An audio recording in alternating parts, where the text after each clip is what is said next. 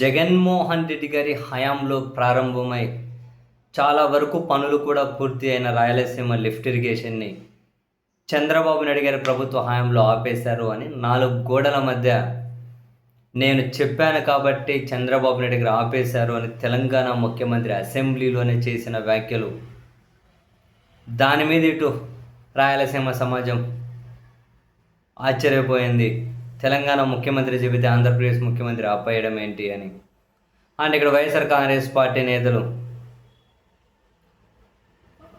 దీన్ని ఎలాగైనా Rayalaseema lift irrigation సాధించాలి అని, రాయలసీమ నీటిపారుదల ప్రాజెక్టుల విషయంలో పురోగతి సాధించాలి, మనకు రావాల్సిన నీటిని మనం దక్కించుకోవాలి, మన హక్కులు మనం దక్కించుకోవాలి అని ఒక కార్యాచరణతో ముందుకెళ్తూ ఉన్నారు. జిల్లా స్థాయి, నియోజకవర్గ స్థాయి, నెక్స్ట్ మండల స్థాయిలో ఎక్కడికక్కడ దీనికోసం రౌండ్ టేబుల్ మీటింగ్స్ ఏర్పాటు చేస్తున్నారు. తాజాగా అనంతపురంలో కూడా జరిగింది. అయితే ఇందులో వైసీపీ, కొందరు మేధావులు, ప్రజలు, రైతు సంఘాలు వీళ్ళు పాల్గొంటూ ఉన్నారు. వీళ్ళ డిమాండ్ ఒకటే, అయ్యా పోతిరెడ్డిపాడును 11,000 క్యూసెక్కుల నుంచి 44,000 క్యూసెక్కులకి రాజశేఖర రెడ్డి గారు పెంచారు. అండ్ తర్వాత తెలంగాణ ప్రభుత్వం ఏమో శ్రీశైలం నుంచి 800 అడుగుల నుంచి నీళ్లు తోడేసుకుంటుంది.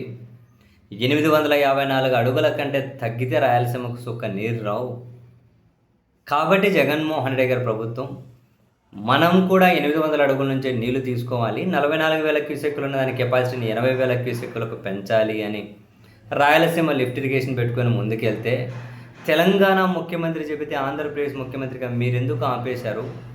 సో ఆ ప్రాజెక్టు విషయంలో జగన్మోహన్ రెడ్డి గారు చాలా ముందుకెళ్ళారు కదా, కాంట్రాక్టర్లకు బిల్లులు చెల్లించారు, పనులు జరిగినాయి, మధ్యలో మీరు ఎందుకు ఆపేశారు, దాన్ని కొనసాగించండి అని చెప్పి సో దట్ రాయలసీమకు రావాల్సిన నీటి హక్కులు కాపాడండి అని వాళ్ళు ముందుకెళ్తూ ఉన్నారు.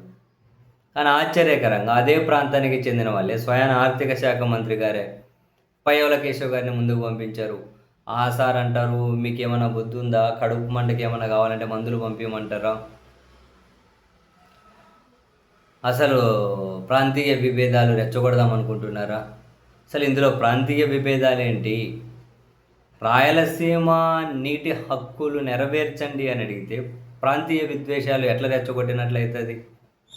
పయ్యావుల కేశవ్ గారు కానీ లేదా మరొకరు కానీ స్పందించాలి అంటే తెలంగాణ ముఖ్యమంత్రి రేవంత్ రెడ్డి గారి వ్యాఖ్యల మీద స్పందించాలి.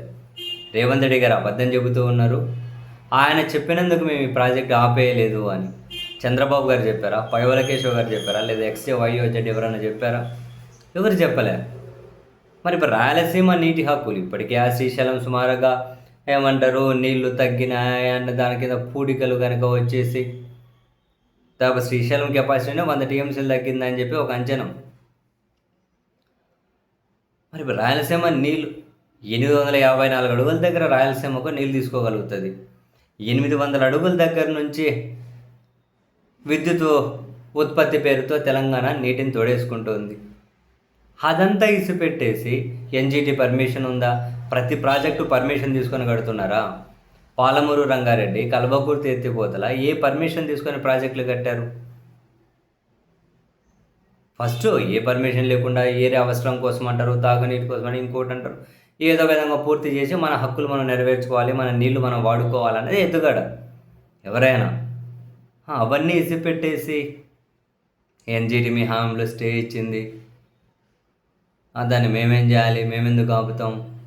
తెలంగాణ ముఖ్యమంత్రి చెప్పారు, తాను చెబితే నేను ఏమంటారు 4 గోడల మధ్య చెబితే క్లోజ్డ్ రూమ్లో చెప్పాను అన్నారా? మరి ఇవన్నీ ఇసిపెట్టేసి ఒరిజినల్గా ఉన్నవి